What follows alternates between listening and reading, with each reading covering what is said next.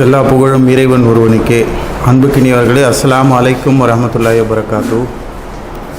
சாந்தி சமாதானம் இறை தூதர்கள் மீதும் இறுதியாக வந்த இறை தூதரின் மீதும் இன்னும் இறை நல்லடியார் அனைவரின் மீதும் என்றென்றும் நிலவட்டுமாக என்று சொல்லிக்கொண்டு எனது உரையை ஆரம்பம் செய்கின்றேன். இந்த பெருந்தொற்று காலத்தில் பல மரணங்களை நாம் பார்த்தோம். இப்படிப்பட்ட ஒரு கடுமையான சூழலில் என்னையும் என் குடும்பத்தாரையும் நல்ல ஆரோக்கியத்தையும் நல்ல உணவையும் மன அமைதியும் கொடுத்த இறைவனுக்கு கோடான நன்றிகளை சொல்லிக்கொண்டு எனது இந்த சிறிய உரையை ஆரம்பம் செய்கின்றேன். கல்வியின் மூலம் ஆளுமை பெற்ற சமுதாயங்களை குறித்து ஒரு சில விஷயங்களை உங்களோடு இன்றைக்கு பகிர்ந்து கொள்ள ஆசைப்படுகின்றேன். மும்பையை சேர்ந்த பிரபல எழுத்தாளர் மற்றும் பேச்சாளர் நிசார் நாடியாவாலா மற்றும் ஹிமாலயா ட்ரக் கம்பெனியுடைய ஓனர் முகமது மனால் அவர்களின் ஆதங்கம் மற்றும் முஸ்லீம் சமுதாயம் குறித்த கவலைகளை உங்களிடம் பகிர்ந்து கொள்ள வேண்டிய தருணமாக இது இருக்கிறது. ஒரு சமுதாயம் கல்வி பெற்ற சமுதாயமாக மாறும்பொழுது அது ஆளுமை பெற்ற சமுதாயமாக தங்களை மாற்றிக்கொள்ள பல வாய்ப்புகள் உண்டு என்று இவர்கள் கூறுகிறார்கள். அந்த சமுதாயம் எவ்வளவு சிறிய சமுதாயமாக இருந்தாலும் சரியே, அது ஒரு குறைந்த எண்ணிக்கையில் இருந்தாலும் சரியே, அவர்களிடத்திலே திறமைகளும் கல்வியும் இருந்தால் அவர்கள் ஆளுமை பெற்ற சமுதாயமாக தங்களை மாற்றிக்கொள்வதற்கு பல வாய்ப்புகள் உண்டு என்று சொல்கிறார்கள். ஜனாப் நாடியாவாலா அவர்கள் குறிப்பிடும்போது நம் முஸ்லீம் சமுதாயத்தில் உள்ள அனைத்து ப்ரொஃபஷனல்ஸ் ஜாப் ஓரியன்ட் மைண்ட் செட்டில் இருப்பதாக அவர்கள் கூறுகிறார்கள். அதை தாண்டி அவர்கள் வேறு எதுவும் சிந்திப்பதில்லை. அவர்களுக்கு சம்பளமாக 50,000 1,00,000 கிடைத்தால் போதும். அதை தாண்டி அவர்கள் வேறு எதுவும் சிந்திப்பதில்லை. உதாரணமாக நீங்கள் மும்பை எடுத்துக்கொள்ளுங்கள் என்று அவர் கூறுகிறார். மும்பையில் மொத்த மக்கள் தொகை 1,20,00,000. இதில் 20 லட்சம் முஸ்லீம்கள் சுன்னி முஸ்லீம்கள். ஆனால் அதே சுன்னி முஸ்லீம்களோடு 1 லட்சம் வாழும் கஜா முஸ்லீம்களும் 1 லட்சம் எண்ணிக்கை கொண்ட போரா முஸ்லீம்களும் அங்கே வாழ்கிறார்கள். ஆனால் இந்த இரண்டு கம்யூனிட்டிக்கும், ரெண்டு சமுதாயத்துக்கும் பார்த்திங்கன்னா பெரிய பெரிய ஹாஸ்பிட்டல்ஸ் இருக்குது, மிகப்பெரிய மருத்துவமனைகள் உள்ளன. உங்களுக்கெல்லாம் தெரியும், சைஃபி ஹாஸ்பிட்டல் போரா முஸ்லீம்களால் கட்டப்பட்டு டாக்டர் மன்மோகன் சிங் அவர்கள் பிரதமராக இருக்கும்போது அங்கே திறப்பு விழா நடக்கப்படுகிறது. அவர் அங்கே திறந்து வைக்கிறார். பிரின்ஸ் அலி கான் ஹாஸ்பிட்டல், ஆனால் சமுதாயம் எவ்வளவு? வெறும் 1 லட்சம் தான். 1 லட்சம் மக்கள் கொண்ட அவர்களுக்கு மிகப்பெரிய மருத்துவமனைகள் அங்கே உள்ளன. டாடா மெமோரியல் கேன்சர் ஹாஸ்பிட்டல், மார்வாடிகள் எத்தனை பேர் மும்பையில் வசிக்கிறார்கள்? 10 லட்சம் பேர் தான் வசிக்கிறார்கள். ஆனால் பாம்பே ஹாஸ்பிட்டல், பிரீச் ஹாஸ்பிட்டல் என்று அவர்களுக்கு மிகப்பெரிய ஆஸ்பத்திரிகள் அவர்கள் வைத்து கொண்டுள்ளார்கள். குஜராத்திகள் எத்தனை பேர் அங்கே வாழ்கிறார்கள்? மும்பையில் 20 லட்சம் பேர் வாழ்கிறார்கள். ஆனால் மும்பை முழுவதும் Gujarati charity hospital, charity polyclinic என்று உங்களுக்கு வீதியில் ஒவ்வொரு வீதியிலும் தென்படும் என்று அவர் சொல்கிறார். ஆனால் சுன்னி முஸ்லீம்களுடைய எண்ணிக்கை எத்தனை? 20 - 22 லட்சம். சரி, 22 லட்சம்னா 22 ஹாஸ்பிட்டல், பல்வேறு வகையான ஆஸ்பத்திரிகள் இருக்கிறதா என்று கேட்டால் இல்லை. அப்படி என்றால் அந்த சமுதாயம் முற்றிலும் வேஸ்ட், யூஸ்லெஸ் என்று அவர் நாடியாவாலா அவர்கள் சொல்கிறார்கள்.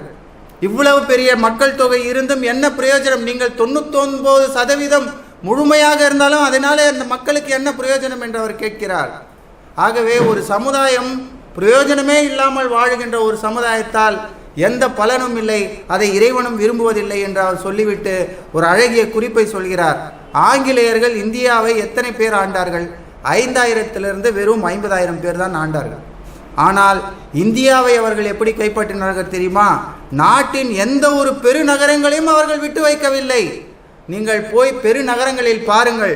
Send John school, Don Bosco school, Britto school, Saint Xavier school, Saint Peter's என்று ஒவ்வொரு நகரத்திலும் 20 - 25க்கும் குறைவாக உங்களுக்கு பள்ளிக்கூடங்கள் அங்கே இருப்பதை நீங்கள் காண்பீர்கள். வெறும் 50,000 பேர் மட்டுமே ஆங்கிலேயர்கள் வந்தார்கள். ஆனால் முழுமையாக கல்வியின் மூலம் இந்த நாட்டையே கைப்பற்றினார்கள். தாஜ்மஹால் இந்தியாவிலே கட்டப்படும் பொழுது லண்டனிலே ஆக்ஸ்போர்ட் யூனிவர்சிட்டியும், பாரிஸிலே அங்கே யூனிவர்சிட்டியும் அங்கே அட்மிஷன் நடக்குது. அட்மிஷன் அங்கே அது பயன்பாட்டுக்கு தயாராகி இருந்தது என்று தாஜ்மஹால் கட்டி முடிக்கும் போது அங்கே முழுமையாக அட்மிஷன் நடைபெற்று முடிந்து விட்டது. 1857 சுதந்திர போராட்டத்தில் நாம் சண்டையிட்ட போது முதலிலே ஆங்கிலேயர்கள் பாம்பே யூனிவர்சிட்டியை கைப்பிடித்து விட்டார்கள். கல்வியின் மூலமாக முழு நாட்டையும் அவர்கள் கைப்பற்றினார்கள். இன்றைக்கும் உலகம் பூராவும் கிறிஸ்தவருடைய பங்கு சுதந்திரத்திலே ஒரு சிறிய அளவு கூட இல்லை. சிறிய அளவு கூட சுதந்திரத்திலே பங்கு இல்லை. எந்த ஒரு கிறிஸ்தவருடைய பேரையாவது நீங்கள் சொல்லுங்கள், நான் சுதந்திரத்துக்காக யாருமே இருக்காது. ஆனால் கல்வியின் மூலமாக அவர்கள் முழு நாட்டையும் கைப்பற்றினார்கள். இன்றைக்கு உலகம் பூராவும் அவர்கள் கல்வியின் மூலமாக பல நாடுகளை கைப்பற்றி உள்ளார்கள். நாம் இன்றைக்கு படிப்பதும் லார்ட் பெக்காலேவுடைய கல்வி படிப்பு தான் என்பதை நீங்கள் மறந்துவிட வேண்டாம் என்று நாடியா வாரா அவர்கள் குறிப்பிட்டார். இன்று நம்மிடம் தீனும் இல்லை துனியாவும் இல்லை என்று நாம் மிகவும் பின்தங்கியுள்ளோம். மலைவாழ் ஜாதி மக்கள் சொல்றாங்க இல்லையா, அதை விட கல்வியிலே நாம் பின்தங்கியுள்ளோம் என்று அவர் ஒரு குறிப்பை சொல்கிறார். இன்னும் ஹிமாலயா ட்ரக் நிறுவனத்தின் முதலாளி ஜனாப் முகமது மனால் அவர்கள் சொல்லும்போது, நமது சமுதாயத்திற்கு முன்னால் செய்ய வேண்டிய பணிகள் நிறைய இருக்கின்றன என்று அவர் சொல்கிறார். அவற்றை நாம் மிக கடுமையாக உழைத்து நாம் இந்த வேலைகளை செய்ய நீங்கள் தயாராகுங்கள் என்று சொல்றார். நினைக்கிறதே பெருசா நினைக்கிறோங்க. இங்க போட்டிருக்க பாருங்க, dream big and get there first. Everest சிகரத்தை அடைய வேண்டும் என்று நினைத்தால் தான் நீங்கள் பரங்கிமலை சிகரத்தையாவது அடைய முடியும். பரங்கிமலை சிகரத்தை தான் நான் அடைவேன் என்று சொன்னால் நீங்கள் எங்கே எங்கே எந்த சிகரத்தை நீங்கள் அடைய போகிறீர்கள் என்பதை உங்களுக்கு முன்னால் நான் கேள்வியாக வைத்து விடுகிறேன். ஆகவே அவர் சொல்கிறார், நம்மிடம் உலக கல்வியும் இல்லை மார்க்க கல்வியும் இல்லை, நாம் மிகவும் பின்தங்கியுள்ளோம் என்று அவர் சொல்கிறார். ஓ சமுதாய மக்களே, முதலில் நீங்கள் ஒரு ஆழமான முடிவெடுங்கள், ஒரு தீர்க்கமான முடிவெடுங்கள், ஒரு இலக்கை, ஒரு டார்கெட்டை நிர்ணயியுங்கள். நாம் ஒவ்வொரு ஆண்டும் இந்த கல்வியின் மூலமாக அந்த இலக்கை அடைந்தே தீர வேண்டும் என்று நீங்கள் முடிவெடுங்கள் என்று மனால் அவர்கள் குறிப்பிடுகிறார்கள். பாபரி மஸ்ஜித்தின் வழக்கை நாம் தோற்றுவதற்கு மிக முக்கிய காரணம் அங்கே நம்முடைய நீதிபதிகள் அங்கு இல்லாமல் போனதுதான் காரணம் என்று அவர் கூறுகிறார். பல முஸ்லீம் இளைஞர்கள் இன்றைக்கு ஜெயிலுக்கு பின்னால் அவர்களின் வாழ்க்கையை கழிக்கிறார்கள். அவர்களுடைய கேஸ் எடுத்து நடத்த நம்முடைய நல்ல வக்கீல்கள் இல்லை. இனி வரும் காலங்களில் எந்த ஒரு இந்து வக்கீலும் உங்கள் கேஸ் எடுத்து வாதாட மாட்டார். வடநாட்டிலே எடுக்கப்பட்ட முடிவு.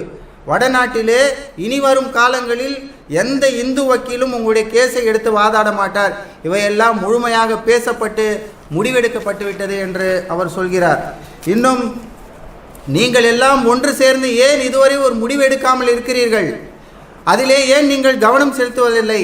இந்தியாவில் உள்ள அத்தனை நீதிமன்றங்களிலும் 5000 10,000 முஸ்லீம் வக்கீல்களை உள்ளே நுழைய வைக்க வேண்டும் என்பது உங்களுடைய இலக்காக இருக்க வேண்டும் என்று அவர் சொல்கிறார். அதற்கு ஆயிரக்கணக்கான மதரசாக்களை பயன்படுத்தி அல்லது அதில் சிலவற்றை எடுத்து அதன் மூலம் கல்வி பயிற்சி அளிக்க நாம் முன்வர வேண்டும். அப்பொழுதுதான் நம்முடைய குரலும் நம்முடைய பலமும் அங்கே ஓங்கி கேட்கப்படும் என்று சொல்கிறார். அடுத்து ஒவ்வொரு வருடமும் குறைந்தது 100 IAS IPS அதிகாரிகளை நீங்கள் உருவாக்க வேண்டும். ஆனால் இருப்பதோ 15 20 அதிகாரிகள் தான். 15-20 அதிகாரிகளை வைத்து நம்மளால் ஒன்றும் செய்ய முடியாது. உங்களுடைய சதவீதம் 40 உள்ளது என்று அவர் சொல்கிறார். உங்களின் இலக்கு எல்லா மருத்துவத்துறையிலும் சிறந்த ஆளுமை கொண்ட மருத்துவர்கள் நமது சமுதாயத்தில் இருந்து வர வேண்டும். நமது இலக்கு IT துறையில் சிறந்த இன்ஜினியர்ஸை நமது சமுதாயத்தில் இருந்து நாம் உருவாக்க வேண்டும். எப்பொழுது சமுதாயம் உங்களின் பங்களிப்பு இல்லாமல் மற்ற சமுதாயம் உங்களுடைய பங்களிப்பு இல்லாமல் வாழ முடியாது என்கின்ற நிலை வருகிறதோ அப்பொழுதுதான் உங்களுடைய பலம் அதிகரிக்கும். பலம் என்பது இன்றைய காலத்தில் உடம்பில் இல்லை, மாறாக உங்களுடைய அறிவில் உங்களுடைய சிந்தனையில் உள்ளது என்று அவர் சொல்கிறார். இதை மற்ற சமுதாயங்கள் என்றைக்கோ புரிந்து கொண்டன, உணர்ந்து விட்டன. நாம் தான் தூங்கிக் கொண்டிருக்கிறோம். யாரிடத்திலே தொழில்நுட்பமும் விஞ்ஞானமும் மருத்துவமும் ஆராய்ச்சியும் உள்ளதோ அந்த சமுதாயத்தின் பேச்சைத்தான் அனைவரும் கேட்பர். யாரிடத்திலே அறிவு பலம் உள்ளதோ அவரைத்தான் பின்பற்றுவார்கள். அவர்கள் மிகச்சிறிய சமுதாயமாக இருந்தாலும் சரியே என்று அவர் குறிப்பிடுகிறார். ஆனால் நாம் எதை செய்ய வேண்டுமோ அதை செய்வதில்லை. இன்னும் மசாயில் சண்டைகளில் தான் நாம் விழுந்து கிடக்கிறோம். இன்று வரை அதுதான் நடக்கிறது என்று அவர் சொல்கிறார். இந்த மசாயில் சண்டைகளில் தான் நான் இன்று வரை இவ்வளவு விஷயங்கள் நடக்கிறது. பல உயிர்கள் போகின்றன, மக்களுடைய வாழ்வாதாரங்கள் அழிந்திருக்கின்றன, பொருளாதார நிலை கீழே போய்விட்டது. இந்த நேரத்திலே எடுத்து வைத்துக்கொண்டு ஈல வந்து பானத்திலே ஈ விழுந்தால் அதை குடிக்கலாமா வேண்டாமா என்கின்ற அந்த அத்தியாயங்கள், மசாயிலுடைய விஷயங்கள் இன்றைக்கு சமுதாயத்திலே நடந்து கொண்டிருப்பதை நீங்கள் பார்க்கலாம். ஆகவே பொருளாதாரத்திற்கு ஏதாவது வழி காண்பிக்க வேண்டும், கல்விக்கு ஏதாவது வழி காண்பிக்க வேண்டும் என்ற நிலையெல்லாம் இன்றைக்கு மாறி மசாயில் சண்டைகளில் அவர்கள் வீழ்ந்து கிடக்கிறார்கள் என்று முகமது மனால் அவர்கள் சொல்கிறார்கள். கல்வியில் நமது சமுதாயம் நம்பர் 1 இடத்தில் வர வேண்டும். நம்முடைய டாக்டர்ஸ், நம்முடைய வக்கீல்கள், நமது மருத்துவம், நம்முடைய நர்சஸ், நம்முடைய இன்ஜினியர், நம்முடைய ஐடி துறை வல்லுநர்கள் பெருமளவு டார்கெட் செய்து இலக்கு நிர்ணயித்து செயல்பட வேண்டும். நமது மதரசாக்களில் சிலவற்றை மாற்றி சமுதாய பங்களிப்புக்கு இவற்றை பயன்படுத்த முன்வர வேண்டும். ஜக்காத்துடைய பெரும் பணம் வெறும் மதரசாவில் படிக்கும் மாணவர்களுக்கு மட்டுமா அல்லது மற்றவைகளுக்கும் பயன்பட வேண்டுமா? இது ஹராமா அல்லது ஹலாலா என்பதை நீங்கள் சிந்திக்க வேண்டும் என்று அவர்கள் சொல்கிறார்கள். முஸ்லிம்களை மாபெரும் சக்தியாக உருவாக்க வேண்டிய அவசியம் தேவை இன்று ஏற்பட்டுள்ளது. எந்த ஒரு சமுதாயமோ தன்னைத்தானே மாற்றிக்கொள்ளாதவரை அல்லாவும் அவர்களை மாற்றப் போவதில்லை என்கின்ற குர்ஆனுடைய அத்தியாயத்தை அவர் உதாரணமாக சொல்கிறார். மாற்றம் என்பது உங்களுடைய எண்ணம், இறையச்சம், பிளானிங், கல்வி அறிவு, ஒழுக்கம் அனைத்தையும் மாறச் செய்வது. மாற்றம் என்பது நம்மில் இருந்து ஆரம்பிக்க வேண்டும். முன்பு இருந்ததை போல் த கோல்டன் பீரியட் என்று சொல்கிறாமே, பொற்காலம், எப்படி அந்த சமுதாயத்தை நோக்கித்தான் எல்லோரும் வருவார்கள். முஸ்லீம் சமுதாயம் என்ன செய்கிறதோ அதை பார்த்து தான் எல்லோரும் மற்றவர்கள் கற்றுக்கொள்வார்கள். அப்படிப்பட்ட உச்சத்தை நாம் கல்வியிலே தொட வேண்டும். அதற்கு வல்ல இறைவனை நாம் பிரார்த்தித்து மாறுவோம், மாற்றம் பெறுவோம் என்று சொல்லிக்கொண்டு எனது உரையை முடித்துக் கொள்கிறேன். வாஹிர் தாவானா அல்ஹம்துலில்லாஹி ரப்பில் ஆலமீன்.